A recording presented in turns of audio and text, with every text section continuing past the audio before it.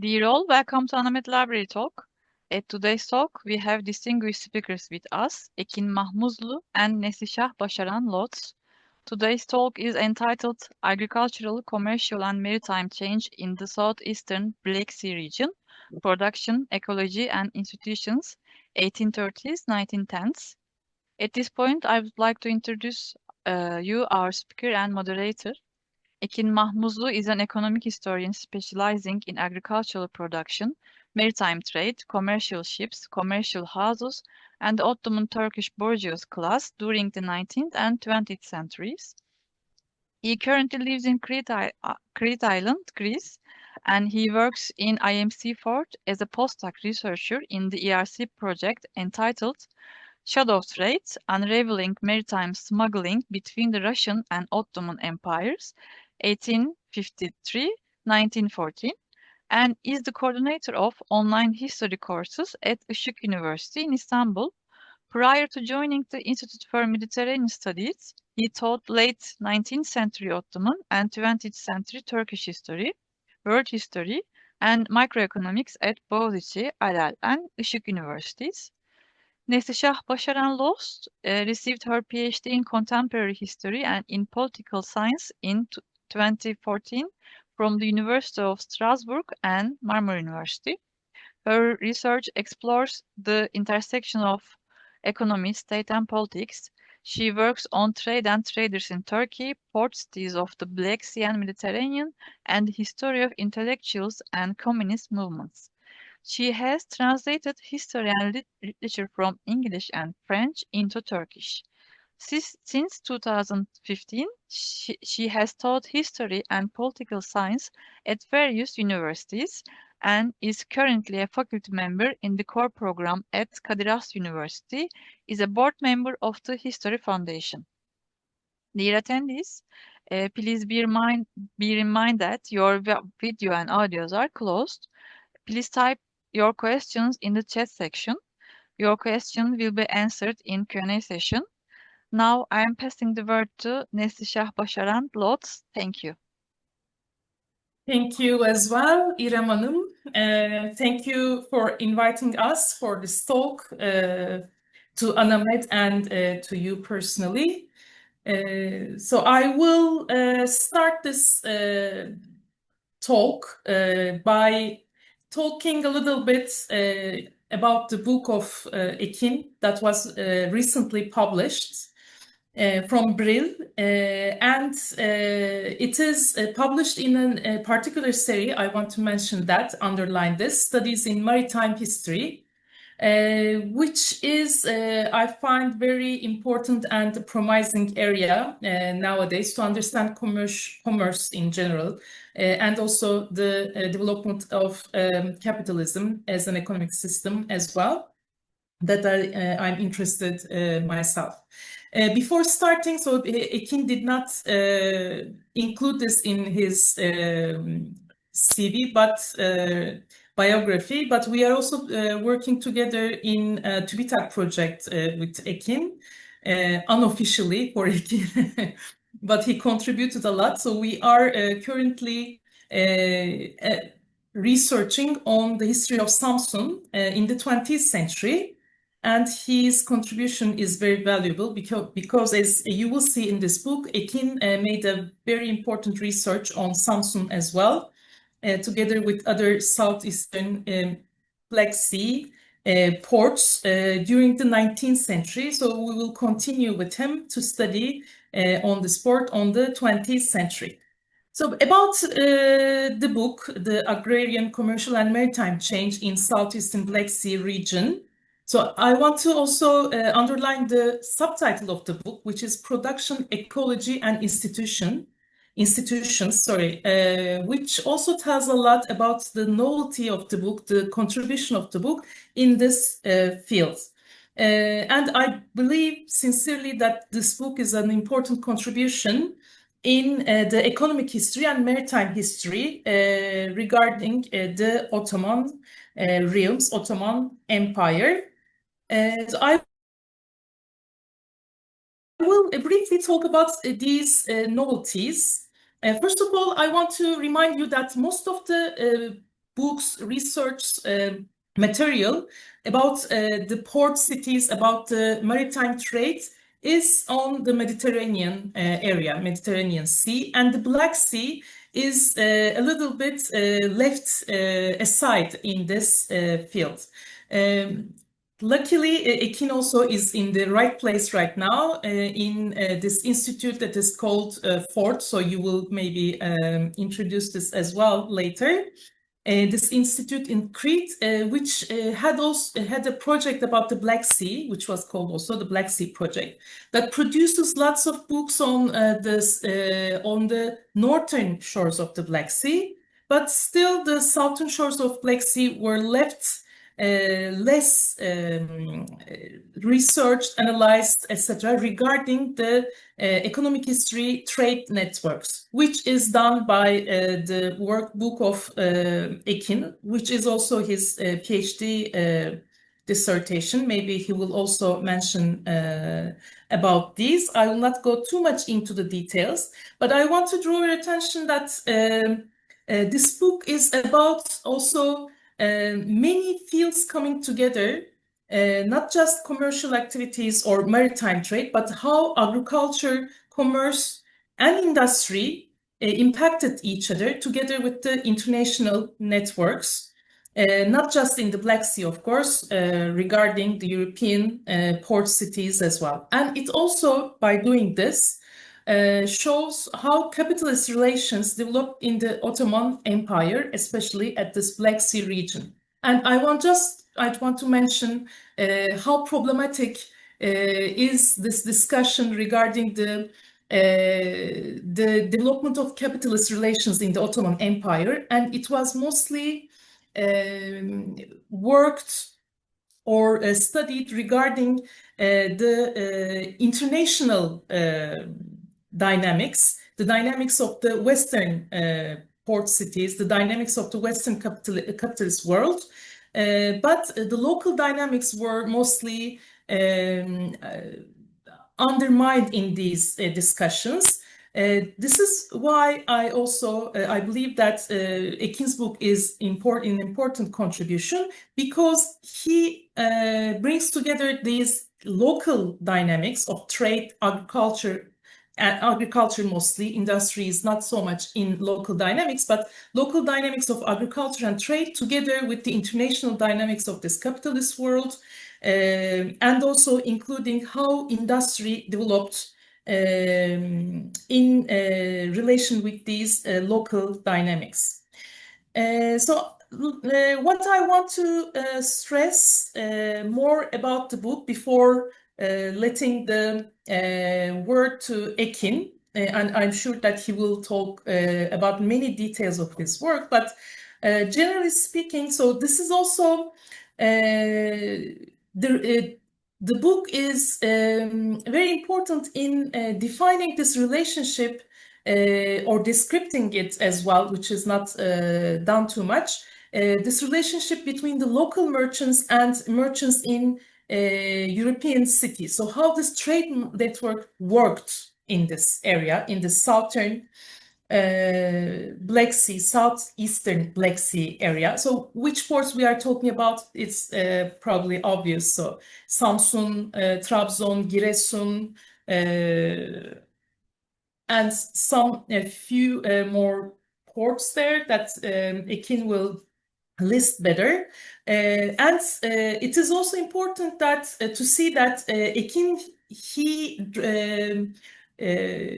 brought to our attention this hierarchy of the ports in this area as well, which is also linked to the international trade network. So how these ports interacted with the international ports differently, we may call it that way. So some methodological novelties the book brings is about how the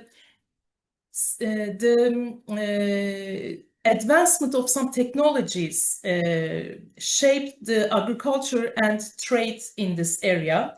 For instance, the communication technologies and transportation technologies, how these affected the trade interactions in this area. But I believe that the most important contribution is to the fact that he brought together agricultural developments, trade developments, commercial developments, and industrial developments together, and how these developments shaped each other. And by doing this, he arrives at an important periodization, a novel, I may say, periodization for this area. I saw that in the first slide that he will show. That's why I will not go into the details of this.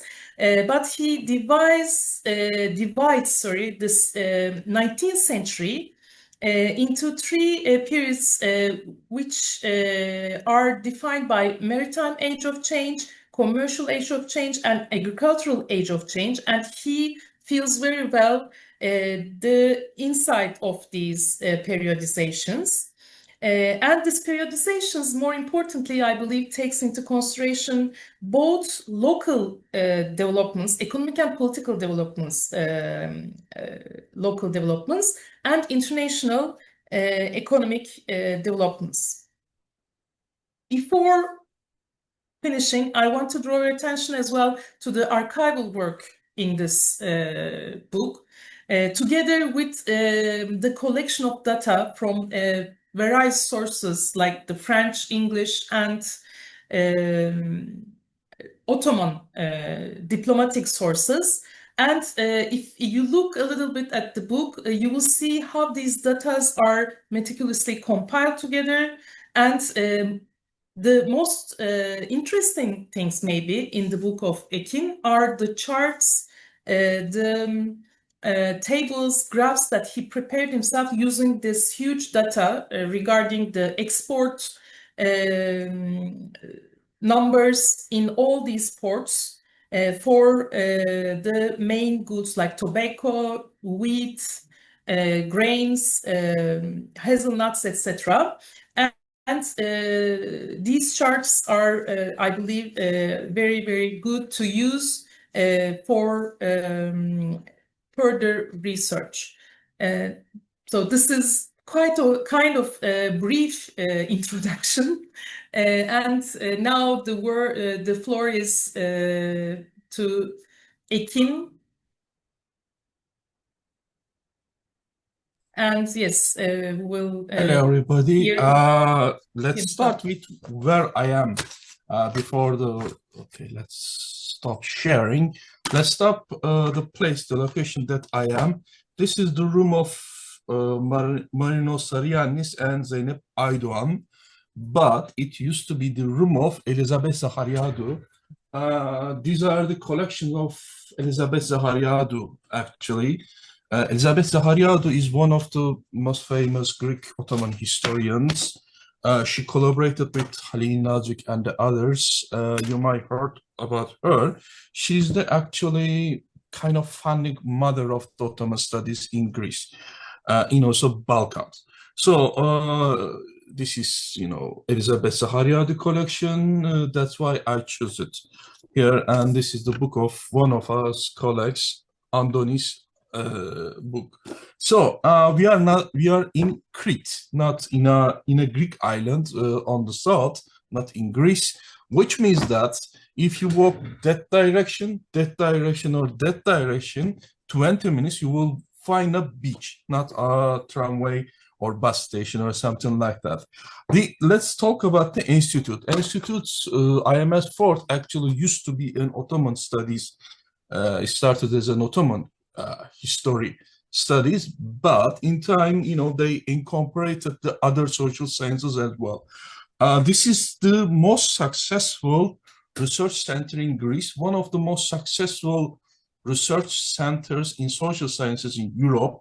You probably heard of ERC project these days. I mean, European Union Research Project, which grants you 1.5 million to 2 million, 3 million budgets project. So this institute actually got 9 ERC in 9 years.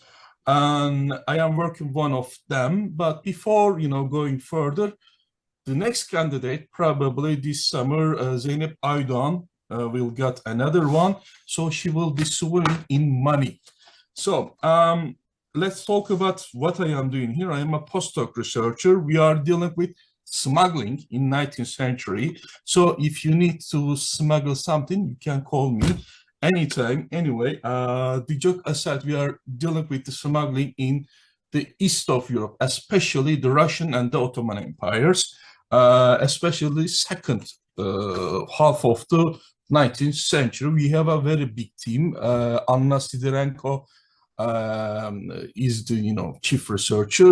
She's and we have an Ukrainian team, a Greek team, a Turkish team, so on and so forth. I mean, there are a lot of people from Italy to France, so on and so forth. We are working in an international project. So my job is here. So let's talk about about the book. So this is the book. Thank for Neslişah to summarize the book. Okay, I am going to make this presentation in 5 parts. The first part is the main question. Okay, the main question is a boring one. I mean, this is very, very, very traditional, very boring, very, plain question. What happened to the Ottoman agriculture during the 19th century, especially the Ottoman agricultural production and agriculture commerce? Okay, so far it is not original, and if you know a little bit Ottoman historiography, you will know that the Ottoman historiography actually start with economic history, actually start with Ömer Lütfü Barkan's Türkiye'de toprak meselesi. His research on the land, on agricultural and Ottoman taxation over the land. So the subject is not a novelty.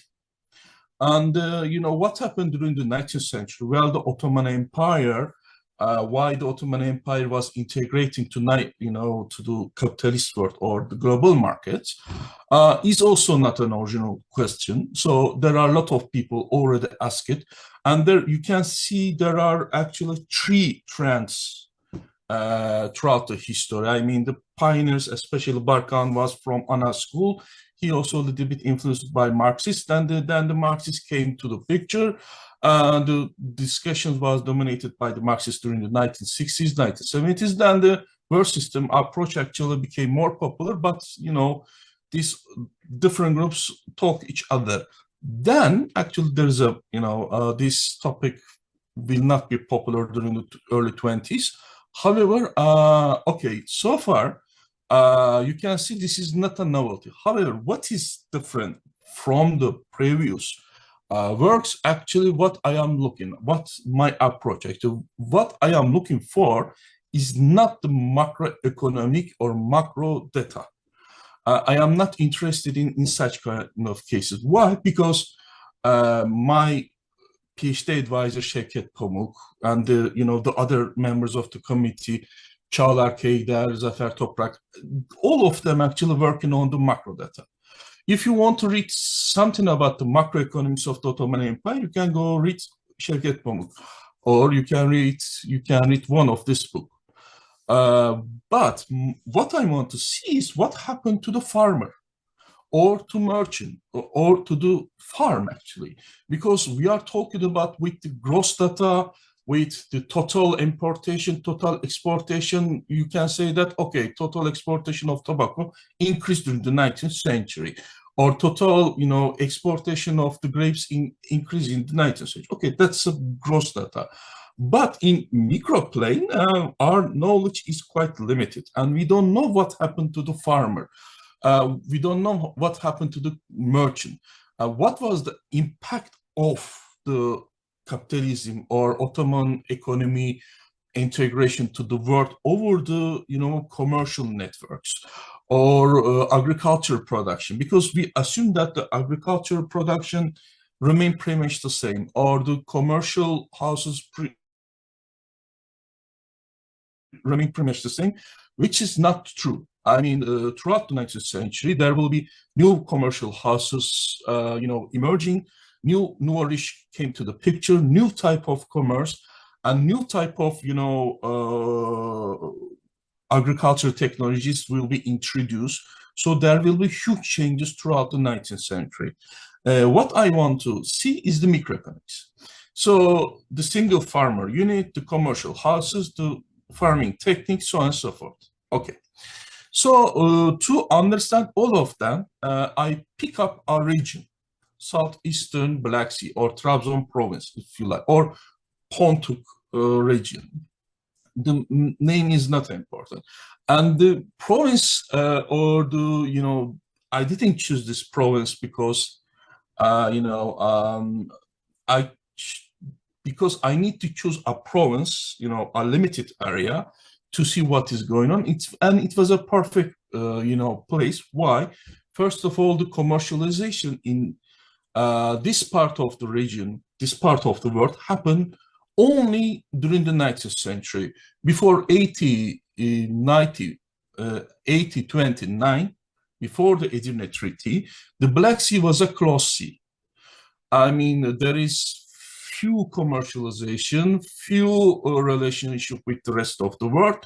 So after 1829 Edirne Treaty, this region started to commercialize.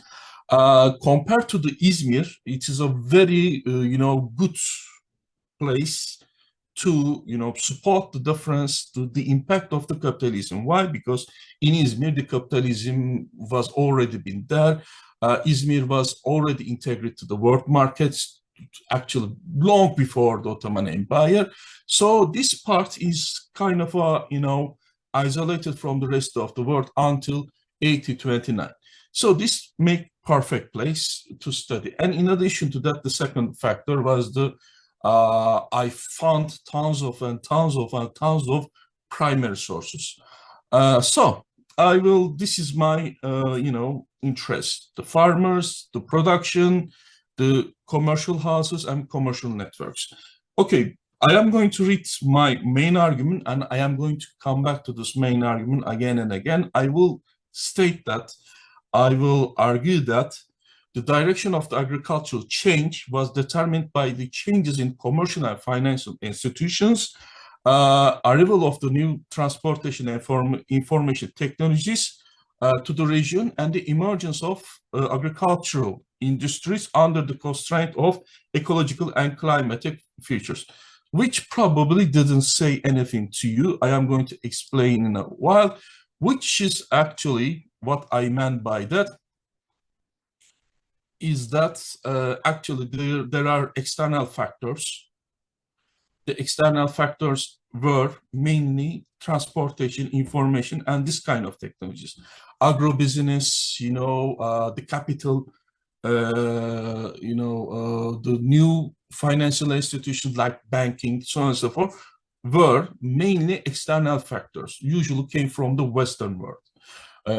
So these are the external factors have an impact to the first to market, actually, merchants and market and commercial networks. Then this trigger an agricultural change, but the agricultural change has an ecological and climatical limits. I mean, for example, if let's say something like cotton became very, very popular, like, for example, during the mid-19th century, cotton was very high demand, the prices went up, but nobody in Trabzon province actually produced cotton because it is impossible to do that. I mean, ecologically, it is impossible. And the ecological, constraint also, you are going to see that have different impacts. I mean, for example, when the sizes of the farms started to increase or became expanded, actually, so they started to produce more maize, corn, American corn. I am going to call maize and haricot rather than wheat, and I am going to explain why later on. So there is also ecological factors. The limit was determined by ecological factors. Anyway, so after this, and you are not going to see too much the state. Why? Because when I go deep into my research, when I try to look to the merchants, when I try to look to the farms, what happened on the ground, on the commercial side of the commercial houses, market, and the farms, I start to see less and less the Ottoman Empire.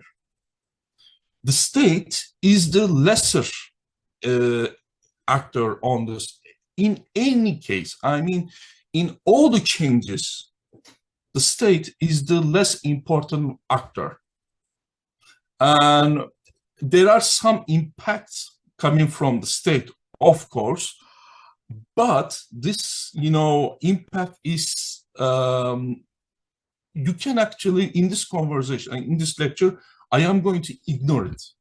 I wrote down some things about the state, but I mean, the merchant class, the farmers, the technologies are too important compared to the Ottoman state. And if you are going to probably ask why the Ottoman state is not so important, you are going to see why. But let me give one small example why it is not so important.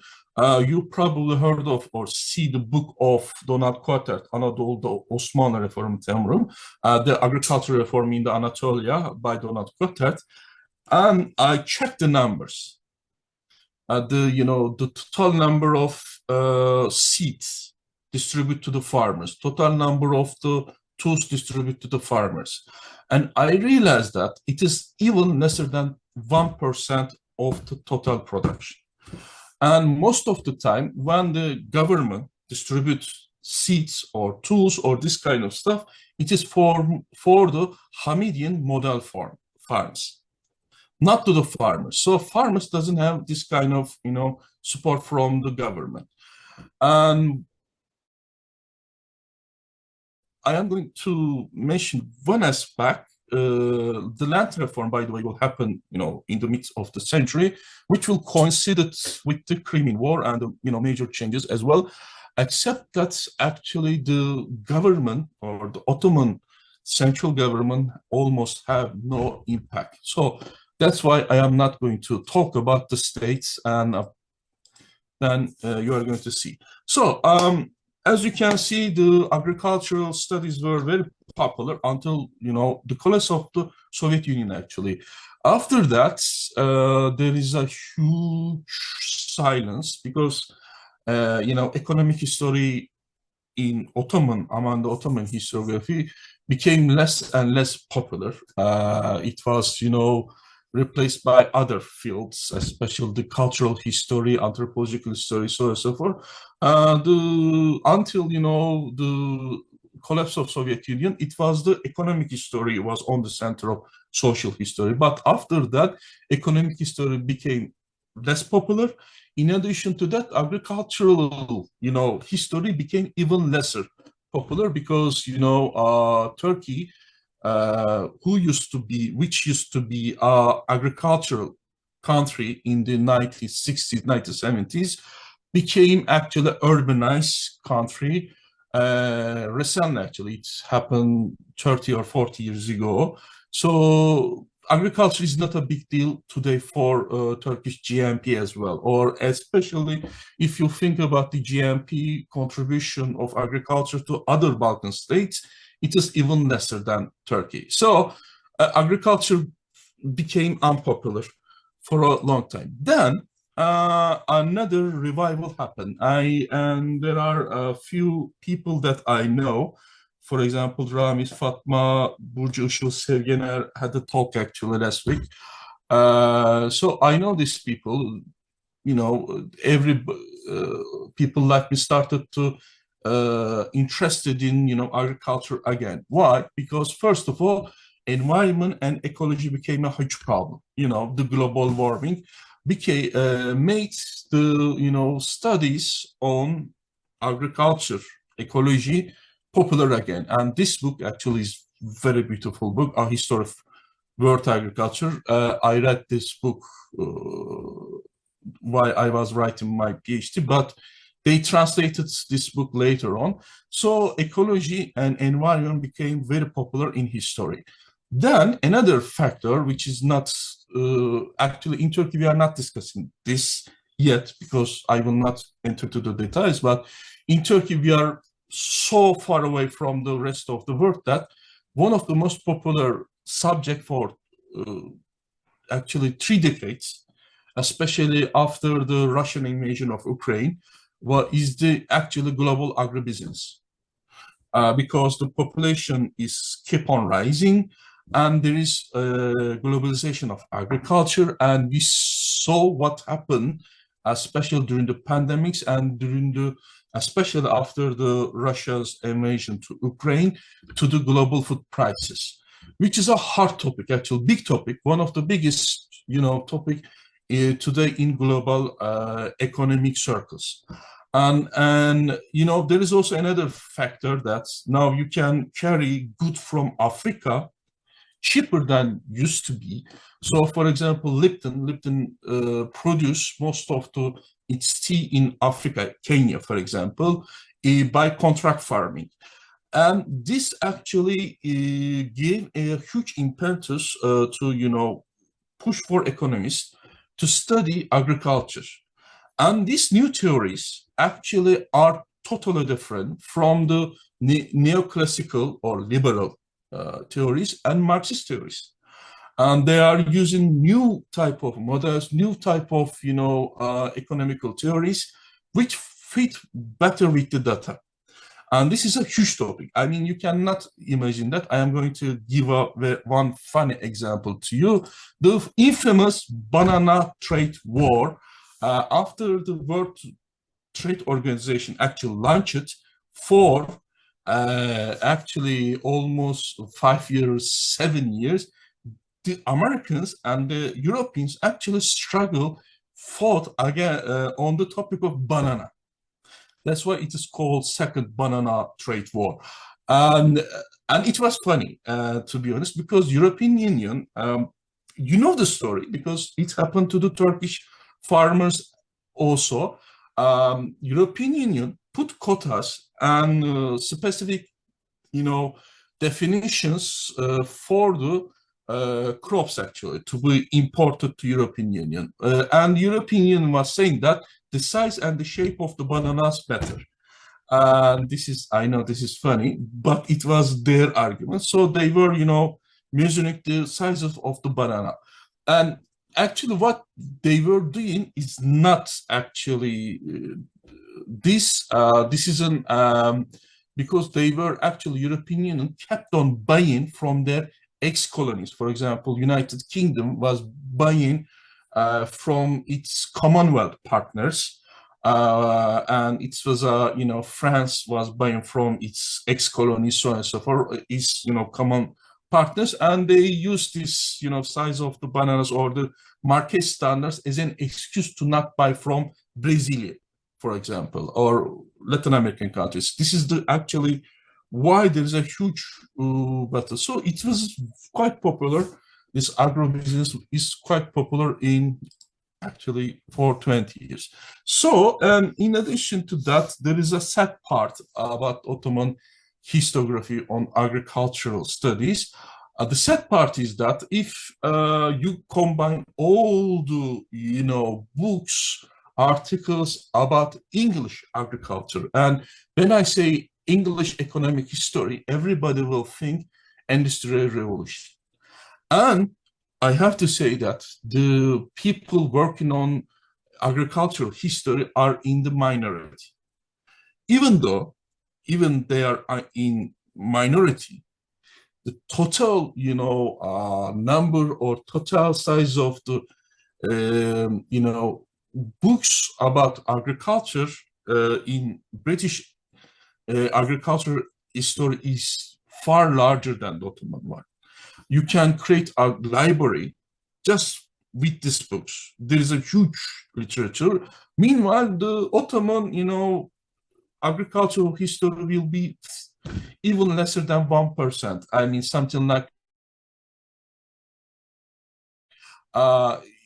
it is amazing. And they are starting to write more and more and more and more books about, and they are developing new methods. And in addition to that, Neslişah already mentioned there are new sources, because when Şevket Pamuk, Çağlar Keyder, so on and so forth, went to, or Şahsisavi started studying Middle East or Ottoman Empire many years ago. Many archives, diplomatic archives, were not open. In addition to that, the Ottoman archives also, open sources, and there are also new. I also use not, private sources as well, which are not existed, 30 years ago. So this is why actually I want to see the micro data. I have new sources, new, literature, and I am going to explain everything in 3 parts now: maritime age of change, the commercial age of change, and agricultural age of change, and in 3 parts. First, the technologies, then the market and the merchants, then the farms and the crops itself. So let's dive in with the maritime age of change. And there is not so many things happen about the agriculture. And you are going to see why when I finish this lecture. Okay, first of all, the technological change is not impressive, actually. The impact of the technological change was not great, because the technology, the technological gap between the Ottoman Empire in maritime trade with the rest of the world is not big, because even the steamship, the first generation of steamships, were not big enough. You can see here that for example, Royal Tar is the second ship which entered the Trabzon port. It's a British flagship, and it is 3 times bigger than an Ottoman common brick, common type of ship used in Trabzon back in the day. And the foreign bricks are pretty much the same sizes, because this actually first generation of ships were nothing more than big sailing ships built on wood with a wheel on the side. And it is not big enough, and it is not fast enough, because it was still using wind power. And the only advantages of this ship, I mean steamships, is this ship can navigate during the winter, while most of the time the Ottoman bricks, anchored in a harbor like Ünye, so on and so forth, and wait for weeks for a good weather.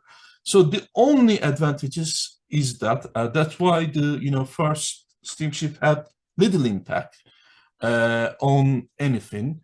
And in addition to that, the main trade was not the exportation of Ottoman goods, especially the Ottoman agricultural goods. The main trade was Persian transit trades. The most of the foreign ships, and most of the foreign merchants came for Persian goods, Persian luxury goods like carpets, silk, Persian tobacco, so on and so forth.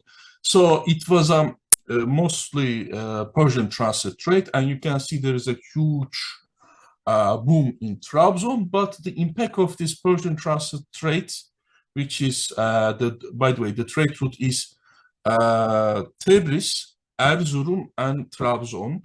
So the other ports like Samsun, Giresun, so on and so forth had no, there is no big changes in these ports, except Trabzon, of course, because the Persian transit trades only in Trabzon.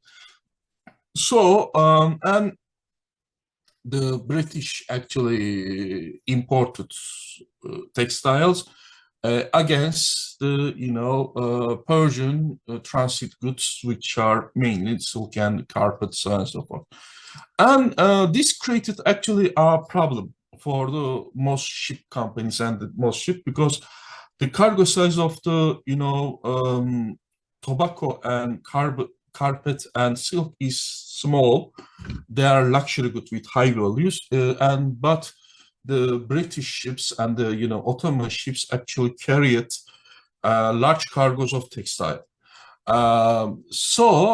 They fill their, cargo hold with textile, British textile, while they were selling from Istanbul. But when they are going to return from Trabzon to Istanbul, the cargo holds were not filled. Actually, most probably half of the cargo holds were empty. More than half of them empty, which means, losing money. So the Austrian company, who knows a little bit about the local tobacco, started to touch Samsun to, export tobacco. And differently from the other European countries, Russia and Austrians were using Ottoman tobacco because they have no alternatives. I mean, when you compare with the French or the British, you realize that since, the British and the French exported tobacco from Caribs, for example, the French exported tobacco also from Canada, so on and so forth. So they have better alternative, cheaper alternative than the Austrians and Russians. But Russia and Austria, Habsburg Empire, were landlocked countries. So they need to export this tobacco. They were exporting this tobacco from Samsun, Bafra Samsun to, Danube River, from Braila to Vienna by, small ships, small river ships. So it was mainly Austrians and Russians were, importing tobacco and leeches, actually, this kind of stuff, to, fill their cargo holds. But this trade was not a big trade. And the French actually tried to do, because the French heard about this, tobacco, thanks to a Greek family, Macropoli, from the Macropoli family, and also from the Austrians as well, from the Armenian living in Austria at that time. So the French tobacco company actually tried 3 times to export the local tobacco and make experiments, which is quite, actually, I will not give into details, but they experimented with local tobacco. They actually categorized it, so on and so forth, and they were experts. They used their laboratory. There are many reports about that. And they realized that the only tobacco which fit the Western taste is the Bafra version, and the great majority of the tobacco cultivated in Samsun, Trabzon, Akçaabat were not fit to the Western taste, because this tobacco were produced for hookah, nargile in Turkish. So it is not fit to the Western consumption. In addition to that, it is also expensive because they were still using the sailing ships to carry. And thirdly, they also had the problem of quality, because the Ottoman merchants doesn't care about distinguishing high quality tobacco with the low quality. So they didn't, they give up importing tobaccos. So the impact of all this commercial opening in the first period is actually minor. I mean, it's a marginal impact on agricultural production. In addition to that, in addition to the technological, there is no big technological differences, change, so on and so forth. And you should also remember the fact that the Ayan families and the tax farming methods, which is mostly abolished during the Mahmud II and Tanzimat period, were not abolished in Trabzon. This is until almost 2 years before the Crimean War, they started abolishing the Ayan families. So it was the Ayan families, Hazinedar, for example, it was the Hazinedar Zades actually made a contract with the French tobacco monopoly.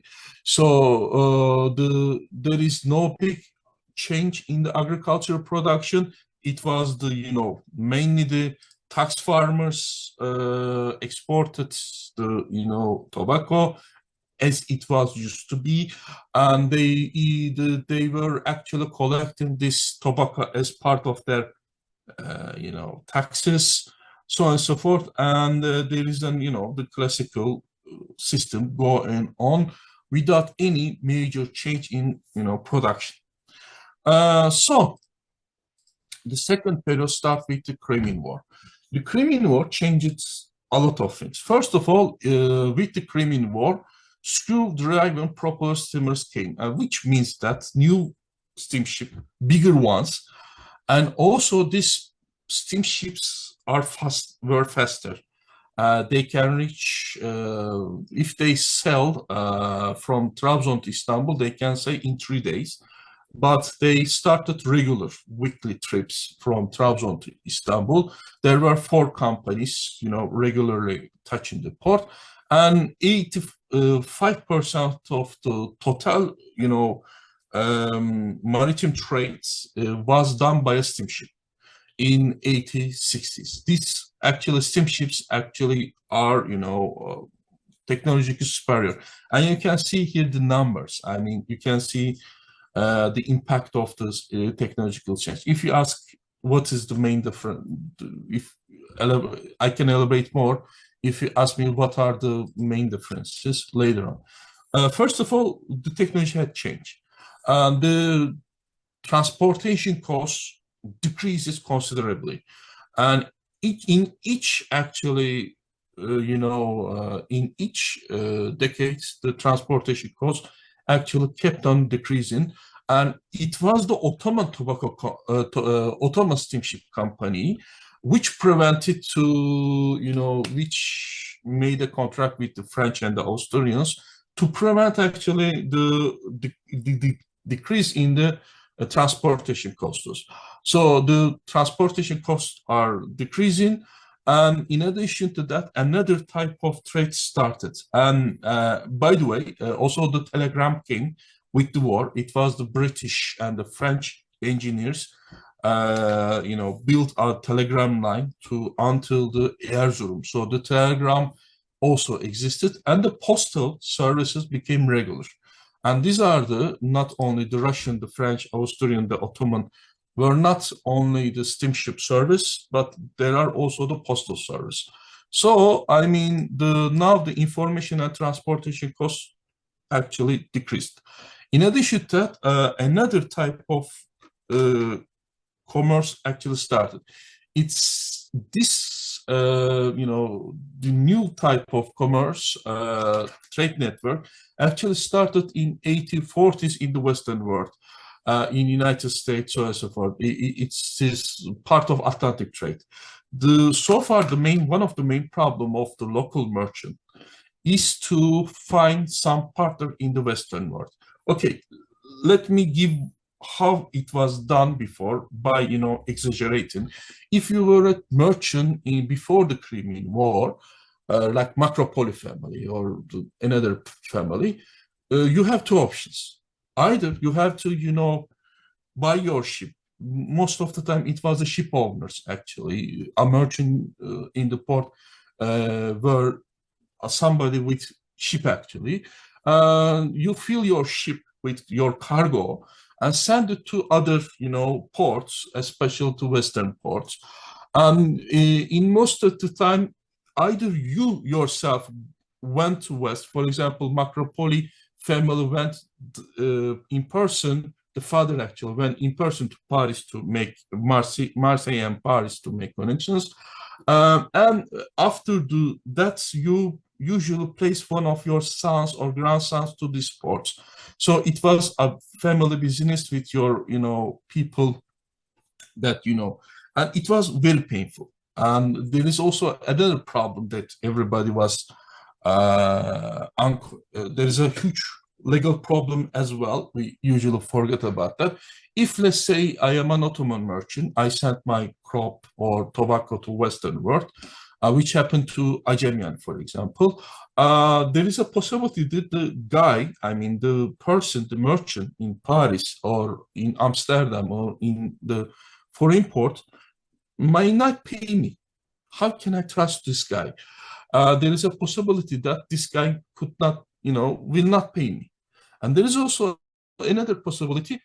I might send this other merchant on Marseille or Trieste, so forth, Low quality tobacco, low quality grain. I can, send not enough grains. I cannot obey my obligations. Both sides, the payer or the, exporter could not, obey their, contracts, which happened a lot.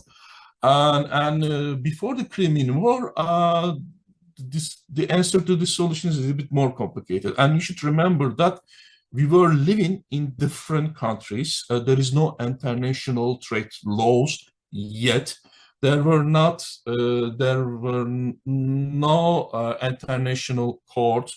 This system did not exist yet. So in the new system, you have the trade brokers.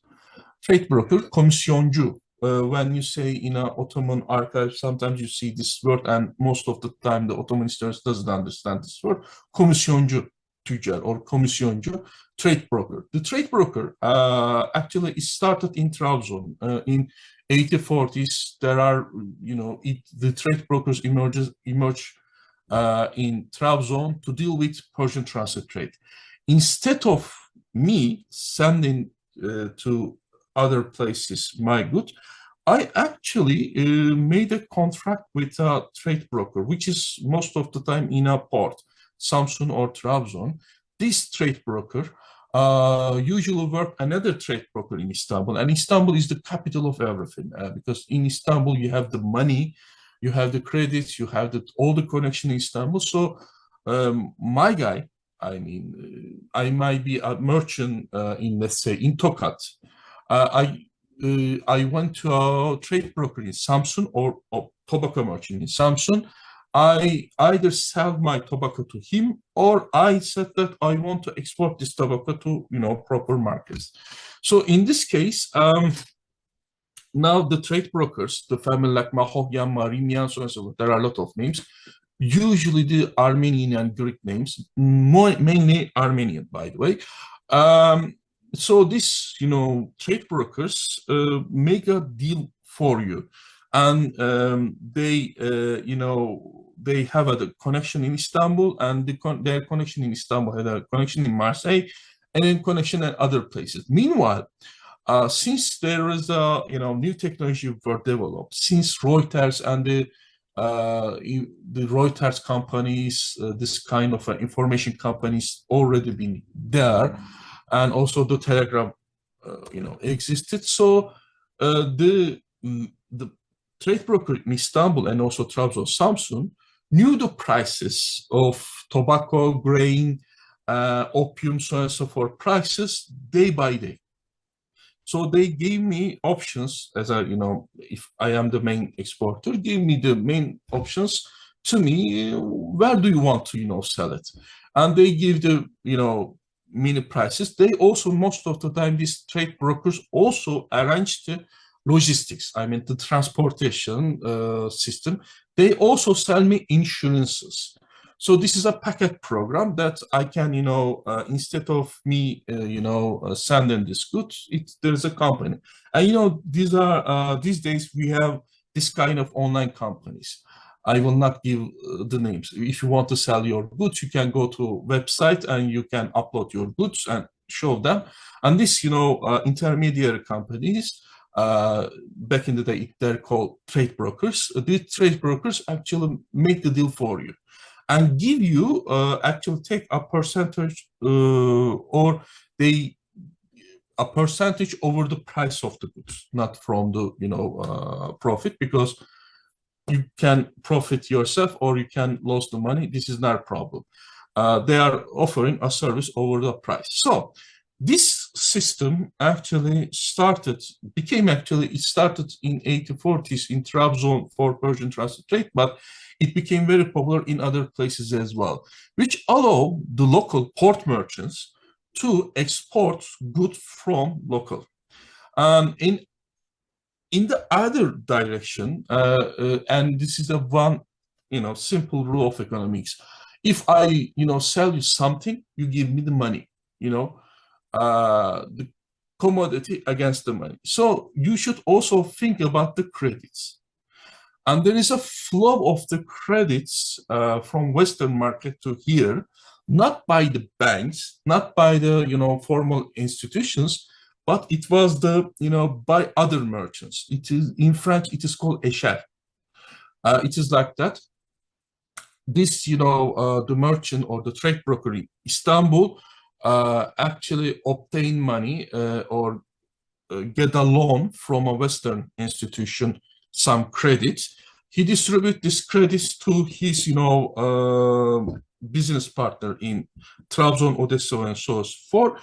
And the trade broker usually pay me or give some loans to me. So the port merchants, these trade brokers are port merchants, especially in Istanbul, in Trabzon and Samsun, were very, very, very, very, very strong compared to the merchants in the hinterland. So it was the age of the ports and the port merchants. And another factor actually pushed it. The other factor is the war. During the war, the Crimean War, the British and the French soldiers actually started consuming the local goods. And you should remember the fact that Caucasia was also one of the frontiers to Russia, and there is an actual front there are French soldiers, British soldiers fighting in Caucasia as well, so, and also in Crimea. So Samsun, Trabzon, so and so forth, these ports actually exported a lot of goods for the French, British, Italian soldiers during the war. Another factor, which is an external factor, American Civil War. After the Crimean War, the American Civil War also worked for this geography, usually forgotten by many local historians, because the great majority of the southern states in United States were either cotton, everybody remember the cotton, but also tobacco. Big plantations produce cotton, small plantations with slaves produce tobacco. And during the American War, the northern armies actually burned down the cities, and so it was devastating for the entire. And they were either, ruined during the war by the General Sherman's army, or the tobacco plantation in the south actually went bankrupt after the war. So there is a huge famine for tobacco as well. And also for the grains due to the war. I mean, every war spark boosts the demand for grains. So there is a huge demand, global demand for everything. So it was the age of the port merchants. The port merchants, you can see the foundation date of this, a number of merchants, official foundation of a number of merchants, and the other merchants were also important. They actually earn a lot of capital, money throughout this period. And these merchants, how they were, making money, for example, Muradian, Hamamcizade, so on and so forth, this kind of families, and they are actually controlling, they have either agent of a steamship company, they were selling insurances, they were trade broking, or they own, ships. For example, most of the master merchants still own wooden sailing ships like Yelkencizade and Nemlizades, and they also, this is another small family from our Armenian family. They were trade broker, insurance sellers, and they were connected to, steamship companies, or they own their own wooden ships. So it was the age of the port merchants and the ports. And during this time, okay, let's dive into an Atrehassian's family. Actually, you can see that they are very, they will be also very important, because one of the Atrehassians will be agricultural engineer. And I also use his book, actually, a very enlightened book about what happens. So you can see there is a network. I mean, I made you can see the hierarchy. The credits actually came most of the time from Istanbul or Odessa, or thirdly, Trabzon. And the goods usually exported, the Anatolian goods usually exported from Samsun, Trabzon port, especially the port with steamship, steamship ports were more important than the others. Samsun, Trabzon, Batum, so on and so forth became more important than others. And they, you know, so there is a rank in importance of the, you know, ports. It was Trabzon first, Samsun second, and, you know, other smaller ports later on. And the hinterland were not so important so far. I mean, nobody cared about so far about Bafra. So let's dive into what happened to the agricultural production. In agricultural production, first of all, the farmers start to cultivate the Western, the tobacco, which is preferred by the Westerners. Thanks to demand, actual high demand for, you know, Western type of tobacco, the farmers had a time period more than 10 years to, you know, expand their, you know, lands to, you know, produce more and more Western type of tobacco. For that reason, actually, it is the production method did not change as much, but the entire tobacco types actually change. The Oriental, classical, the traditional tobacco almost extinguished. I mean, you cannot find them. It became some kind of exotic good. So the farmers started to, you know, cultivate tobacco, and they were cultivating tobacco as much as possible. There's a huge increase in the total production of tobacco, you might guess. Also, there's a huge, you know, increase in total foodstuff due to the grain prices. There's a huge inflation in grain prices. Another fact, this is interesting for me, okay, you should remember the fact that Trabzon is a mountainous province. There is not so many arable lands. There is not so many lands to cultivate everything. So they have to make choices. They cannot, you know, extend the size of the land forever. It is not like West Anatolia or something like that. There is a limit for it. So since there are mountains, so and so forth, they have to choose. So this is why, in most cases, since the land was scarce, there are not enough land. Most of the time, they start to cultivate maize with haricot instead of wheat. Wheat is actually, they prefer most of the time wheat because they make bread, traditional bread, and you know, wheat is a lazy crop. I mean, you cultivate, you seed it. I mean, it takes a lot of effort to clean the farm and, you know, cultivate, but it is like 1 week or 2 week job. Then, you know, you do nothing almost, and then you go to harvesting. It was rain fed. You don't have to, you know, and Trabzon province is very rainy province, so they don't need to, you know, irrigation, so and so forth. For the farmers, actually cultivating wheat is a very lazy job. But maize, you know, needs labor force. That's why they didn't prefer maize as much. But since the land became precious, they need the land to cultivate tobacco and other stuff. So they started to increase the lands, you know, increase the production of maize. They were using the maize for themselves. There is almost no exportation of maize. But the haricot beans, because there is a symbiotic relationship with haricot and, you know, maize, because haricot is a green fertilizer. If you know, intercrop that, you know, if you plant a maize with together haricot beans, the crop yields increase for both of them, because one needs, you know, because haricot actually produce nitrates for maize production. So they were intercropping both of them, and they didn't consume as much, haricot beans. So the total exportation of the haricot beans actually exploded. Çalı fasulyesi, for example. In Turkish, we say çalı fasulyesi. So on and so forth. I mean, so since it was increased so much, they also use for feeding the chicken.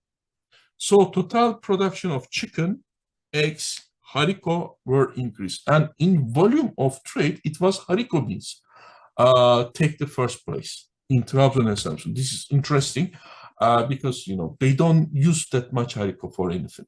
And they were using oxen, cow, for tilling the land. Since they were not, you know, they were not, you know, cultivating wheat as much. They don't need oxen and cow as much. So instead of, you know, rising cow or oxen, now they started to, you know, chicken production with egg production, so on and so forth. I mean, this is the ecological part. I mean, one change triggered another change. And new product was potato. I mean, they started to cultivate potato in the highlands, but it never became very popular, you know. But they started to cultivate finally some potato. This is the new crop, actually. So as you can see, and this is the very simple graphic or picture that I made. This is the, you know, very simple way to show where the, you know, farms were. They were actually planting, they were using the land nearby the river for maize and, you know, haricot, because if there is a flood, if the, you know, the land was flooded, or they were using the you know, marshlands, because they started to, you know, they begin to transform marshland into the farms, and there is a very small process of transforming marshlands of Kızılırmak and Yeşilırmak and create farms. And these farms nearby the river usually flood the land, the, you know, transformed land. And these are perfect place for maize and, you know, haricot production. They were using tobacco. They were usually planted. They were usually cultivated tobacco in the little bit steep parts of the land, because it was when the rain was falling, you know, the rivers coming from, or the water coming from the mountains actually carry alluvion, you know, stuff like that, silt in English, alluvion or silt, which fed the farms. The farms actually on the, you know, in the stiff, actually low stiff, were better for the tobacco production, but they usually do it in the southern part of the mountains or, you know, hills, because they need to protect this tobacco from the northern winds. So this is basically how they were doing back in the day. So let's come to our last period. Okay. Before diving in, I have to say one thing. During this period, we are going to see economical growth. I mean, there is a small industrial growth, definitely commercial growth, and agricultural growth. So there is a huge economical growth during the last quarter of 19th century. Definitely GNP should grow. But if you look to the macroeconomics, it is also the down, or the, you know, declining. You will see the Ottoman Empire was declining economically and politically and militarily. You have the, you know, Ottoman debt administration.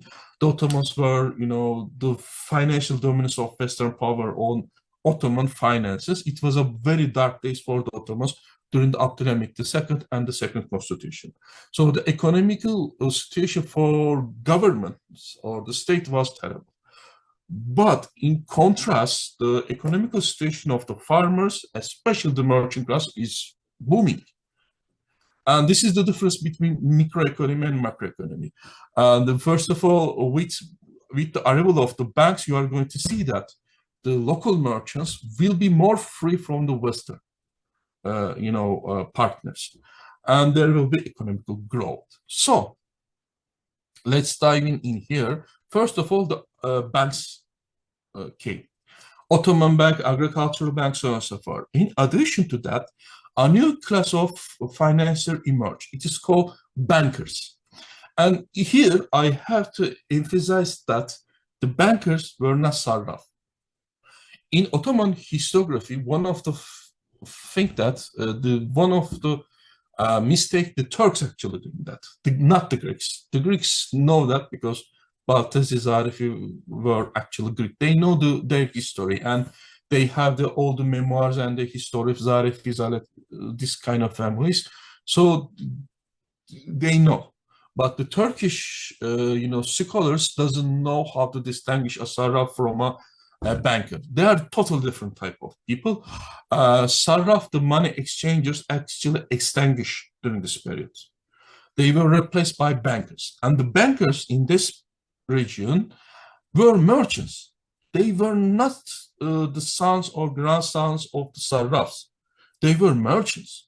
Most of them were either port merchants or a new merchant class that I am going to mention, that they were merchants. And the banker is, by definition, is definitely different from a sarraf. A banker is somebody, a financier, who worked with a bank. Let me explain what they were doing. For example, the banker in Giresun is Mavradis. I am going to talk about the Mavradis soon enough. Or Nemizade, let me give a Turkish name, in Samsun, for example. Or another Turkish name, Çarşamba, it was Hüseyin Azade. So on and so forth. I mean, by the way, there are a lot of Turkish bankers or Muslim bankers. So don't think that there is no Turkish banker or something like that. So the banker's job is to make exchange in the name of a bank. For example, it is true there was no Ottoman bank and Ziraat Bankası, agricultural bank, for a long time. But there are a lot of merchants dealing with the Ziraat Bankası, Ottoman bank by any means. So if you're a merchant who had the check from Ottoman bank, let's say Neslişah give me a check by Ottoman bank check, I go to Mavradis to cash in. This guy's job is to cash all the checks. Or if I want to have a bond from Ottoman bank or Ziraat banks, or if I want to have in insurance, or if I want to do something with the bank, if I were living in Giresun, it was the job of the banker to facilitate this kind of activities. They get small commissions, but it is a little bit risky job. And you are going to ask me why they are doing this. It is not so lucrative for them, by the way. They are not, by the way, granting money to Ottoman Empire. This is not their job. They are not like the bankers of Galata. So their job is to, allocate credits to other people, not their money, the Ottoman bank or the other banks' credits. And they are not exclusively Ottoman Ziraat banks, bankers. They are also Deutsche Bank banker as well, or Credit Lyonnais, for example. Anyway, one factor is the emergence of back-end bankers. The second is food industries, and this is the technology still coming. First of all, we have new ships. New ships are, new iron or steel-made ships, because we have new boiling engines, and you can see one of these boiling engines in here. So the steam machines, steam engines became cheaper. They became more efficient, cheaper. There is a huge technological leap forward during the last decade of the 19th century, which actually makes the steam engine cheaper and also more effective. I mean, the capacity of the engine increased tremendously. So you have new steamships. These new steamships were made in steel. They are definitely bigger than the previous generation. And in addition to that, you have ice. I mean, ice trade became very important. So you have ice. So you have cold logistics. I mean, now you can pack your goods using ice, and this still holds, which are better actually for reservation of food. Now they were starting to export eggs from Trabzon to Istanbul, for example. This is really interesting. You cannot do that. For example, in the old days, until the late 19th century or early 20th century, you carry your livestock to the big cities, then cut it down in the butcher shops, or there are actually farms in the cities, actually in the big cities. For example, Chicago was one of the centers. You cut all the and you kill all the animals, and the butchers usually in the cities have some kind of a small place to oxen. So back in the day, in the mid 19th century, you export live animals.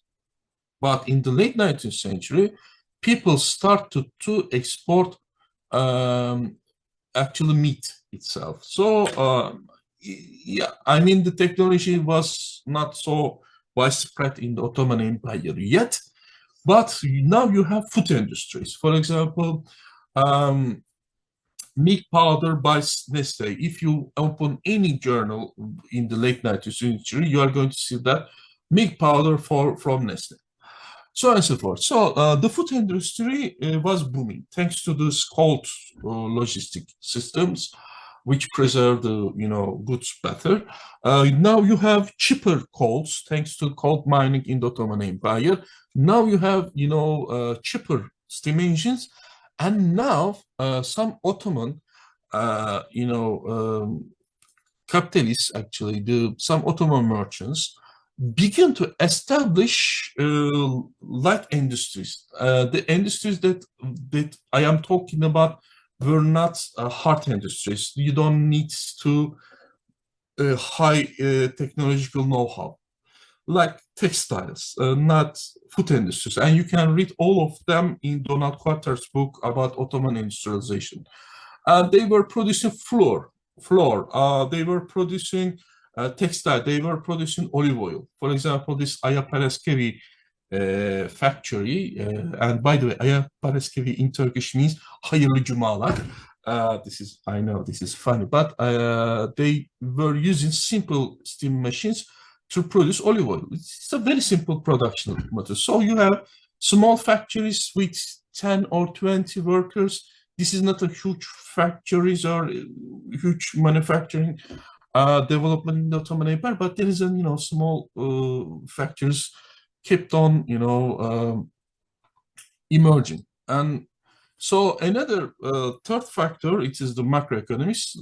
The Ottoman Empire went bankrupt, and the public debt administration was established in 1881, and then as a result of that, for my book, tobacco monopoly actually established in Samsun, especially in Samsun, and one of the first factories, first tobacco cutting factory. Then cigarette factories were open. One is open in 1883, the other one is open in 1887, and the tobacco monopoly, became a big deal.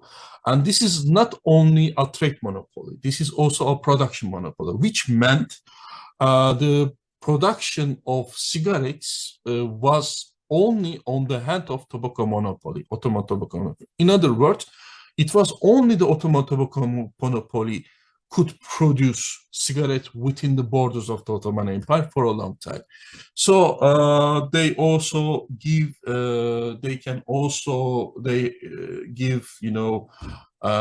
permission to farmers to produce tobacco. If they wish it, they can, abolish all the farms. And in the first years, actually, in the first 4 years of tobacco monopoly in Samsun, what they were doing was actually get rid of the low quality of tobacco and small smugglers and the quality of the tobacco kept on rising due to the tobacco monopoly. But there is another factor we usually forget about, that the cigarette industry was on the rise, and especially in Egypt.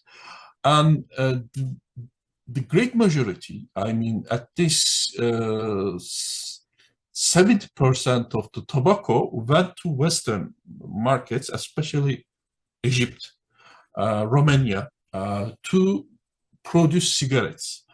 It was not used by the Ottoman tobacco monopoly. And the agents of this trade to Romania and Egypt were Ottoman local merchants. And here, actually, is one of the example of the new merchant class. And the new merchant class emerged from the hinterland. They were not port merchants. For example, one of these men is very important man, Theodoraki Arzoğlu. He was from a family from Kayseri. He was a Karamani. His motherland means Turkish. He was born in Bafra. He was coming from a local Eshraf, I mean local wealthy family, merchant family, but they didn't move until the late 19th century to Samsun. They were not definite tobacco merchants. And second, feature of the new merchant class, new money, new, nourish, was they were doing only one special business. For example, Arzoğlu family is tobacco merchant. They were engaged in other things like grain trade, flour, so on and so forth. They don't. They make money for the tobacco, and what they make rich, actually their connection with the hinterland, with the tobacco production site. They were literally the farmers and the local merchants who were collecting tobacco, because with the industrialization, I am going to explain you in a minute, that what was important is to control the production. The one who, gets greater share from the local production, especially from the farmer, will be richer than the other person. So these people were connected to producers or the merchants who were connected to producers. So these local merchants coming from the hinterland, taşralı tüccar, actually became very, very rich. And let me give one example. Savas Mavradis, one of my favorite guys, because he's also very crafted guy, because there are a lot of tons of archival documents for him. This guy actually could be, the one who created this camel cigarettes. Adamas was his bank trademark.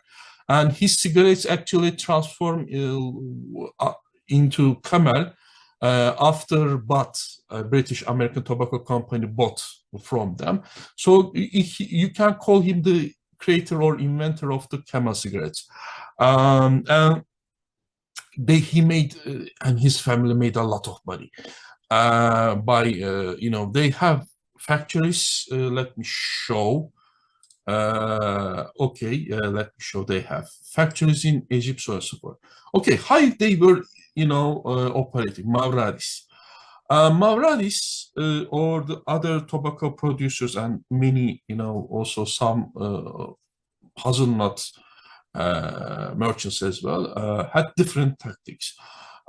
So, as I told you, some merchants became bankers. Why? Because now they have direct access to money, credits. And Mavradis represented Ottoman Bank in Ordu, Trebolu, Akçabat, Giresun. And also the Bank of Salonika in Kavala, so on and so forth, which I don't care. But they are connected to the banks as bankers. So they got the huge number of credits. They were distributing these credits to directly or indirectly to the farmers. They were making contracts with the farmers, and they were actually, the interest rates were very, very low, like 2%, 3%, very low actually, for such a lucrative business. Sometimes they are given for, 0%. Why? Because the main purpose of distributing these credits for these guys were not, gain money from money. They were actually trying to secure the production. They were distributing this money for future harvest, for future trade. So the farmers produce exactly the types needed for tobacco, for cigarette industries. So they were make a contract. The farmers, promised to produce a certain type of tobacco with, certain type of size of the tobacco. Actually, even the size and the colors and the perfume of the tobacco was included. Tobacco leaf were included. So the main purpose is to standardizing the production. So the higher the quality, higher the price of the tobacco. I mean, so they were pushing the farmers with credits, actually cheap credits, to produce for themselves, and they were producing, and they were using this tobacco. In Mavradi's case, they were producing cigarettes in their, factories. One in Alexandria, the other one is Cairo. They were not producing neither in Kavala nor in Samsun, but they were producing outside of the Ottoman Empire. Bogosian family, for example, produced cigarettes in Bucharest. Some Armenians from Efegian, Tutungian, to some extent, Matosians were producing cigarettes in Belgium. So this is a very lucrative thing. So in addition to that, the Mavradis and the other tobacco producers and this kind of producers also have connections with, steamship companies. For example, Mavradis also an agent of what? Panhellenic company, Panhellenic, and also an agent of Mytilene Bank. Mytilene Bank is the sister corporation of Kurji Steamship Company. So they were connected to steamship companies. The transportation costs for them were even lower. They were buying tobacco with high quality with cheaper prices. They were using the money coming from the Western markets, directly with cheaper interest rates, and they made a fortune like that. And the tobacco merchants became very, very, very, rich eventually. So first it was the merchants coming from hinterland started that, but the port merchants who had the money, like namely Zades, for example, Kofiadis, and the others actually involved in tobacco trade. Since there is the money, they have the means.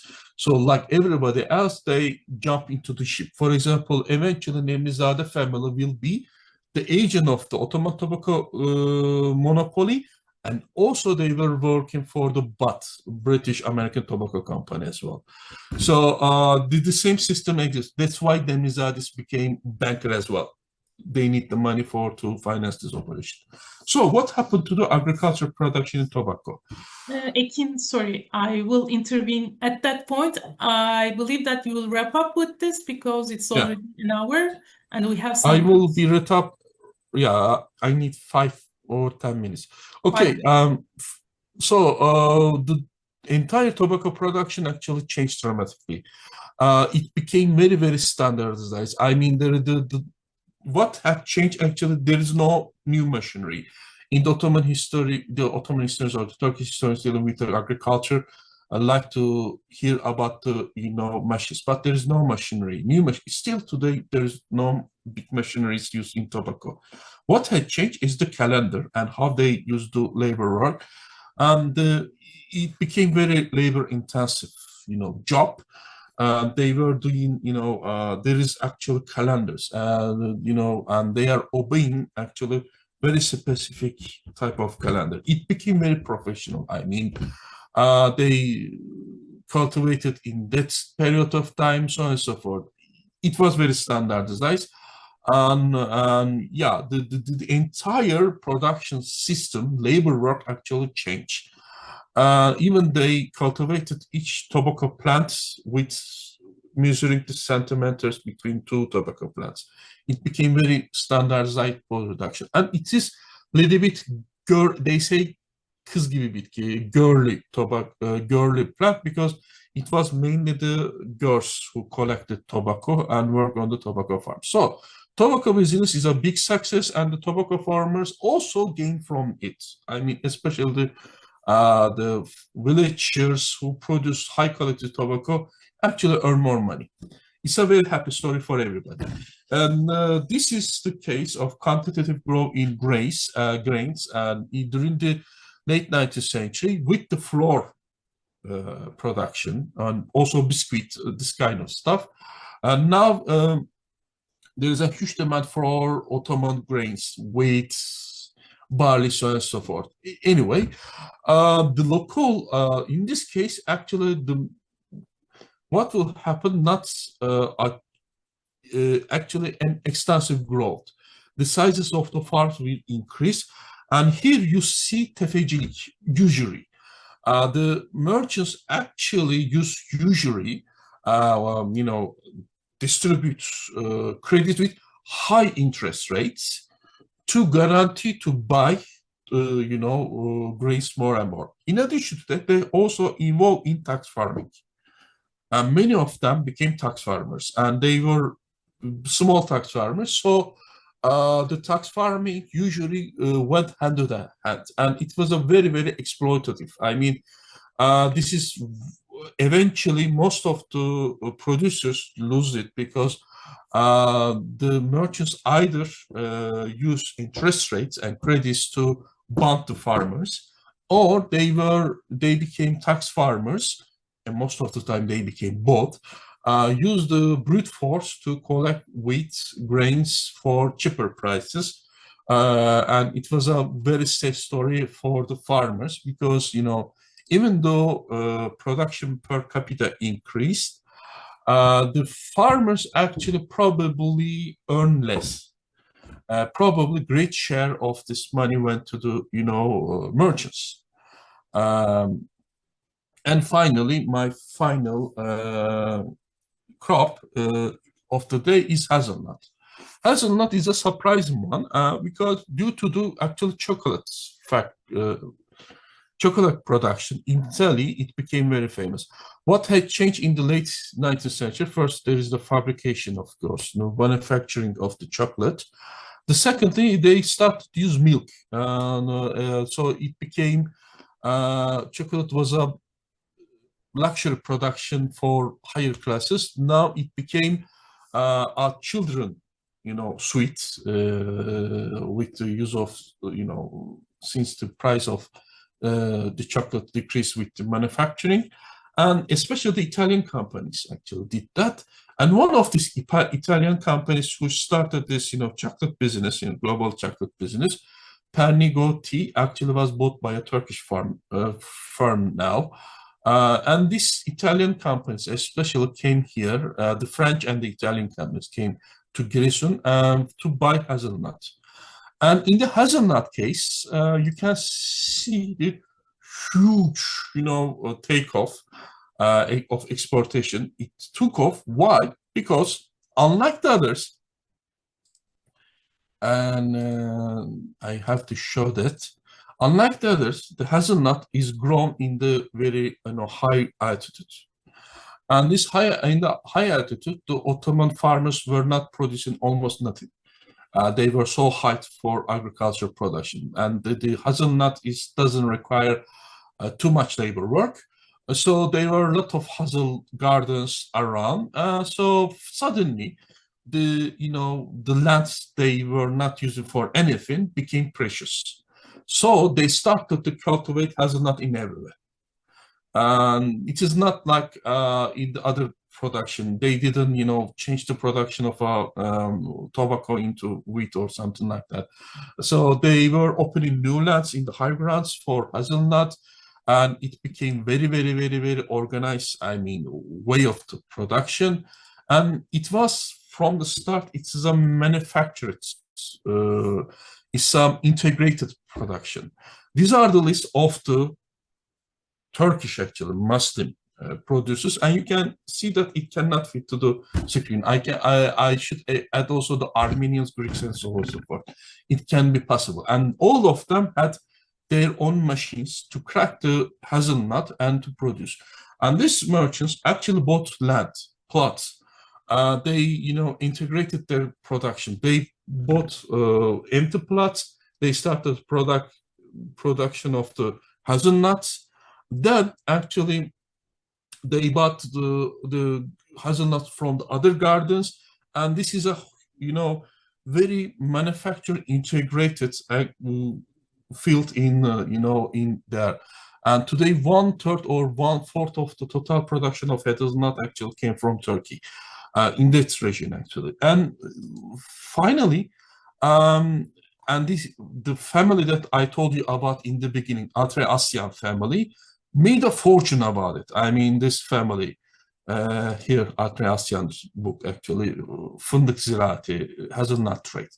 So they made a fortune, and even one of them, I mean, they were so powerful that these families, they started to manipulate the prices, global prices, not local prices.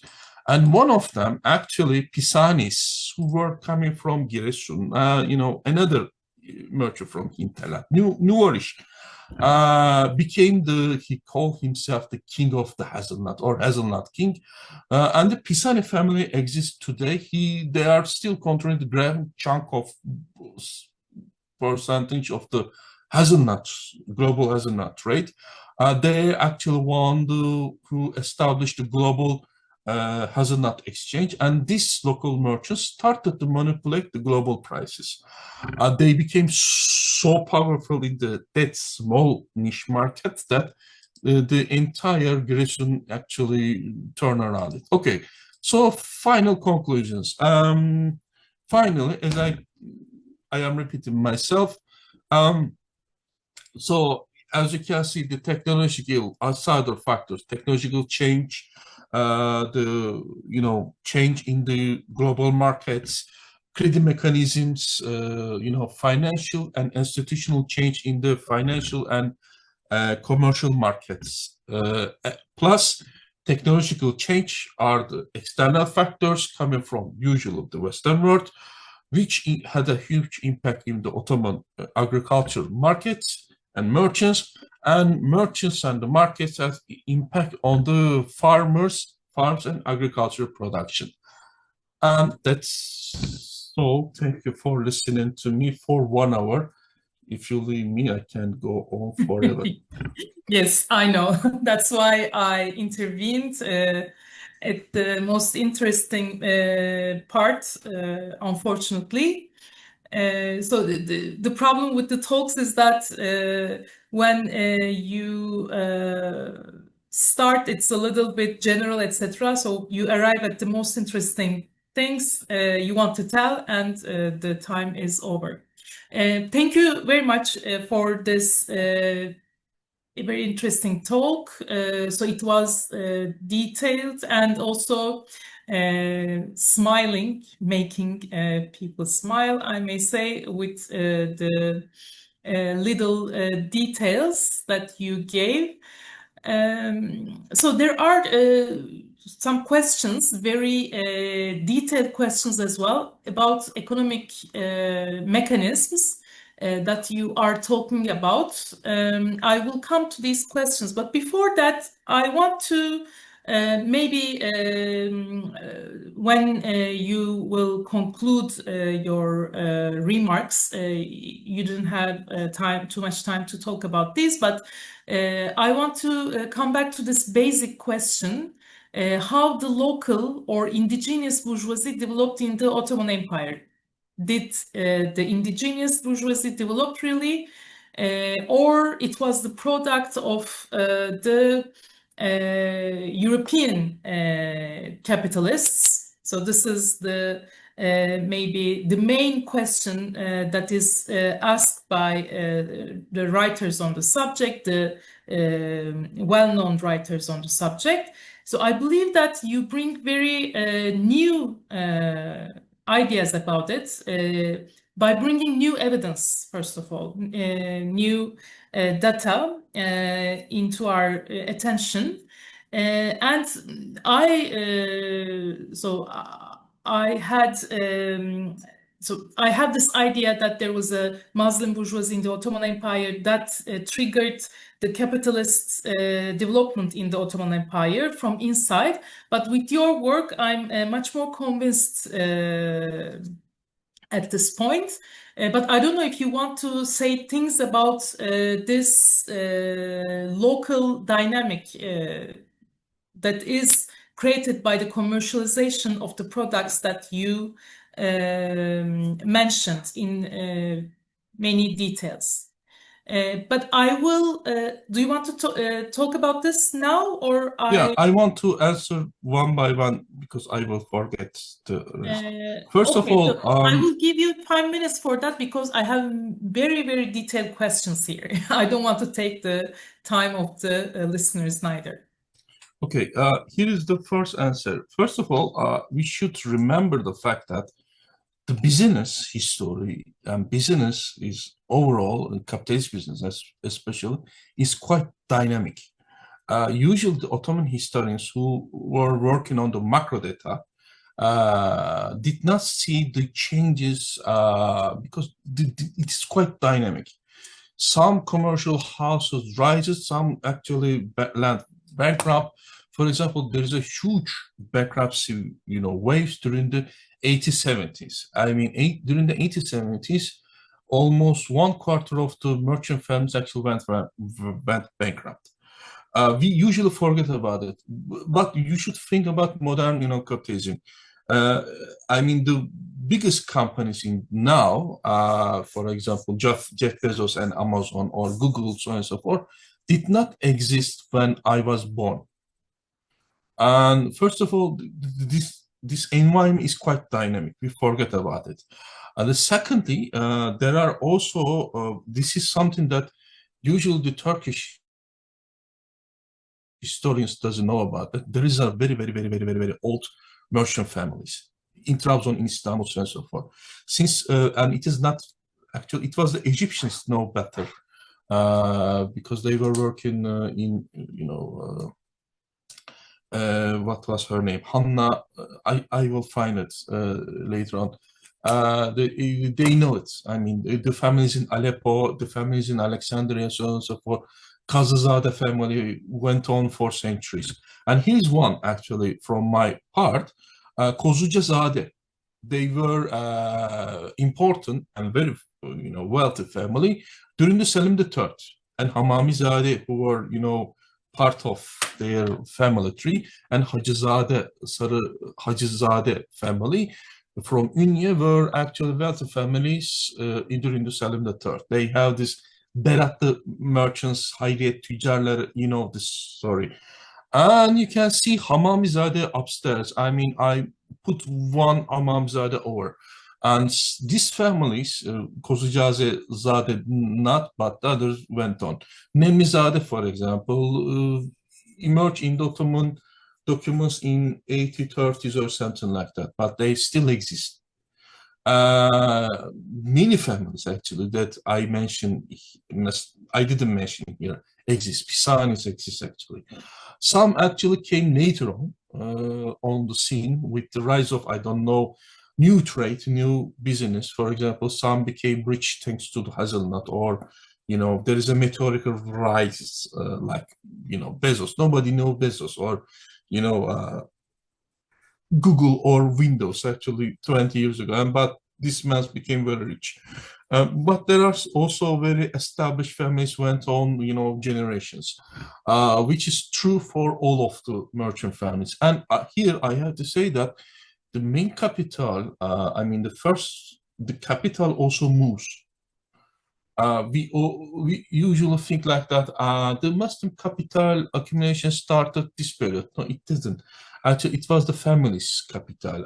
For example, the capital accumulation of Nemizade, Yalçizade came from maritime trade. And they moved to, other sorts of business, commercial business, rather than to be a maritime trade family. Then at the end of the 19th century, they were dealing with tobacco and so forth. I mean, the family is also changing, and they have also other branches of this family. It started with one man with several boys, then it, the sons, grandsons, so on and so forth. And you will see one name is out in Germany, other in Belgium, another in Istanbul, another in Salonika. I mean, they were everywhere. And we usually forget about their business expands, and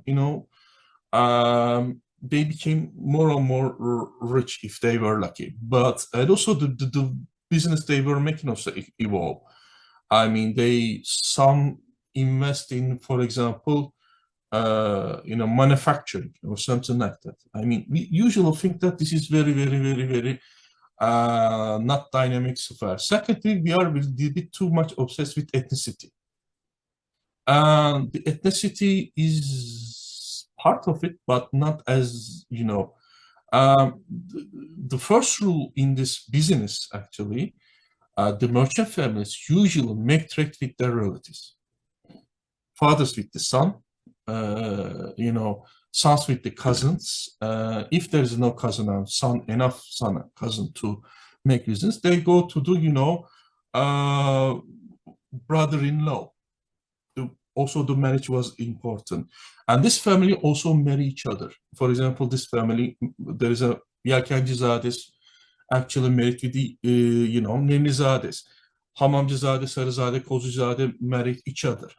There are also Gidici family married with Mısırcihan. Mısırcihan married with the other. And one of the Mısırcihan became archbishop. The other one became a politician. The other one became advocate, lawyer, so on and so forth. I mean, so the huge families, it's very hard to, follow all of them. But you are going to realize that there is a huge network built mainly by relatives, than with marriage, and which is actually still exists in Turkey. I mean, most of the firms are family firms. Secondly, memleketdaşlık is quite important. I mean, if one is coming from Trabzon, they prefer to make business with merchant from Trabzon. For example, the big ship owners on the world today, Valyanos, so on and so forth, the Greek, I am talking about the biggest Greeks. For example, one of the wealthiest merchants in the 19th century, mid-19th century, is Raleigh.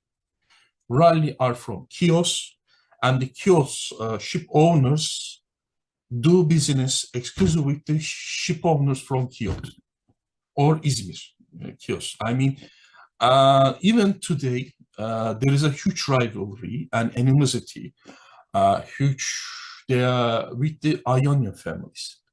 There are arch enemies. I mean, one group is Greek, the other group is Greek, but the ship owners from Chios and Ionia were enemies. It is like Kayseri tüccarlar, merchants from Kayseri who doesn't make trade with the merchants from Trabzon.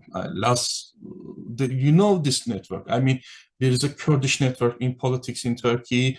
There is a Trabzonlular network in Turkey. In politics, in economics, there is a network of Kayseri merchants, there is a network of West Anatolian merchants, and so forth, which exists for all the communities.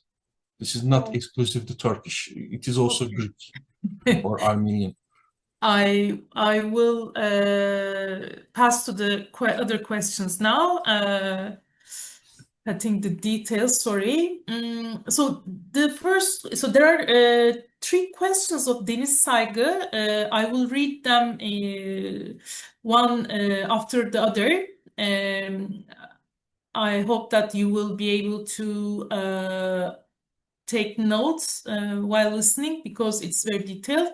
In your reconstruction of agrarian and commercial transformation in the Southeastern Black Sea region, ecology appears not merely as a conditioning factor, but as a structuring constraint that continuously interacts with institutions and market incentives. What I found particularly striking is that institutional change seems to work within ecological limits rather than overcoming them. Would you therefore say that your case challenges the implicit assumption common in market integration narratives that institutional sophistication can indefinitely relax natural constraints, and instead points to a hard ceiling on integration imposed by ecology itself. So it continues, in your accounts of expanding commercial and maritime integration, what seems especially significant from a political... Can I answer the first one first? But there are three of these, and if you can answer very briefly, I believe they will be interconnected as well. Do you want me to continue? Okay. So in your account of expanding commercial and maritime integration, what seems especially significant from a political economy perspective is that increased connectivity does not translate into a linear or uniform redistribution of economic gains. Rather, surplus appears to be produced within and channeled through a shifting configuration of power among producers, merchants, transport intermediaries, and institutional actors. Based on your empirical findings, how durable were these distributional arrangements over time, particularly when ecological volatility disrupted production and exchange? Does your case suggest the consolidation of structurally advantaged groups, or instead a perpetually contested hierarchy in which economic position is continuously renegotiated through environmental shocks and institutional mediation? So there's one more. I believe that these are questions that are very, how to say, demanding. Maybe you can only answer part of it because it asks you to write a new thesis, I believe. No, actually, the answer to the first question is simple. When we say institutional economics, we usually think of Acemoglu and Acemoglu, Johnson, and Robinson, and this kind of stuff. And Johnson, Acemoglu, so on and so forth, this kind of economics deal with economical growth, and there is a huge literature, and there is a lot of economic historians or economists dealing with the impact of the institution over the long-term growth. But when they say something like that, they usually meant the industrialization and industrial growth, and they were in that part, the geography was not a huge factor, because you can create an industry, for example, automobile industry, for example, in Turkey, in Germany, in Algeria, so on and so forth. The geography was not a huge part of this, narrative, because the geography, I mean, except with some exceptions, geography was not important. That's why Acemoglu could claim that the difference between North Korea or South Korea, or from the border of the United States of America and the Mexican border that he liked to give, or the southern states of America before the Civil War with the northern states, actually was built over the institutions. Engerman, Stanley Engerman, so on and so forth, answered this question such way. However, when I said I am using the new narrative coming from the world, global discussion on the agribusiness, especially World Bank reports, for example. There are a lot of World Bank reports. There are a lot of, primary sources and literature on African agriculture. So on and so forth. In these discussions, they are using an institutionalism, especially, commodity chains or value chains, this kind of institutionalism. When they are using, they always keep in mind the local factors, especially geography, because as I told you, you cannot grow, coffee in Trabzon. This is a limiting, this is an important aspect. And when you talk about the agricultural business or agricultural production, the geography matters. And so there are a lot of, articles about modern agriculture, about Kenya. For example, the the Scandinavian, for example, very obsessed with Uganda, Kenya, so on and so forth. The French is very obsessed with ex-French colonies, especially Mali, Niger, Nigeria, so on and so forth. And you can see that, all of them are using institutionalism, but in this case, actually, geography matter. So what I am doing here exactly is copying their work. Actually, I didn't created this narrative myself. It is very popular in the World Bank reports. This is a different type of institutionalism, and as I told you, this is new agricultural economics. New agricultural economics is quite different from the neoclassical or Marxist economic theories. They have their own theories. I have to intervene here as well because we need to finish before 8 o'clock and we have just 3 minutes left. Before going into the second question, there is another question. From someone else, Bahan Yenilmez. I will read it that well for you because it is also related to what you are talking about right now. Maybe you can answer all these together. I will just read one of his questions as well because there are 3 of these very long questions. By grounding your analysis in micro-level production choices, credit relations, and institutional arrangements, the book deliberately distances itself from macro narratives of Ottoman integration into global markets. How does this granular perspective alter our understanding of 19th century political economy more broadly, especially accounts that foreground external price transmission and dependency when local institutions appear to filter, reshape, or even blunt those global pressures rather than simply transmit them? Thanks in advance. So I apologize these people, these listeners, I may call them, sorry, for not being able to read the other questions, but we used all our time. So please, you finish with the answer of these questions. About the second answer to second question of Deniz, the fact that, yeah, it is negotiable. I mean, as I told you, the business is very dynamic and all the power structures actually change.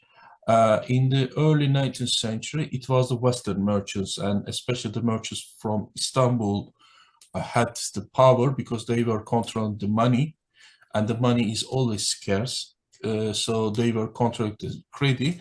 So it was the port merchants in Western port merchants, Istanbul port merchants, Trabzon port merchants, and so forth, had the greater power over the local merchants. But in the end of the 19th century, the dynamic had changed because when you control, you have a better access to production, you will, this actually change.